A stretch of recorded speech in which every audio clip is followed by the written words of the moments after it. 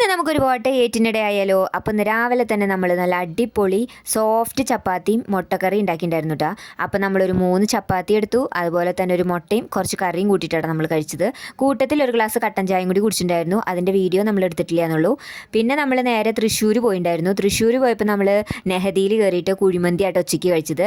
നല്ല അടിപൊളി അൽഫാം മന്തിയാണ് കഴിച്ചത്. അൽഫാമും മയോണൈസും റൈസും ഒക്കെ കൂടി നല്ല അടിപൊളിയായിട്ട് വയറ് നിറയെ കഴിച്ചിട്ടുണ്ടായിരുന്നു കേട്ടോ. നല്ല സോഫ്റ്റ് റൈസും നല്ല സൂപ്പർ അൽഫാമായിരുന്നു. ഇത്രയും നാൾ അവിടെ കയറി കഴിച്ചില്ല, അന്ന് ഏറ്റവും ബെസ്റ്റാന്ന് തോന്നി. അതുകൊണ്ട് തന്നെ നമ്മൾ വയറ് ഫുള്ളാക്കി കഴിച്ചിട്ടുണ്ടായിരുന്നു കേട്ടോ.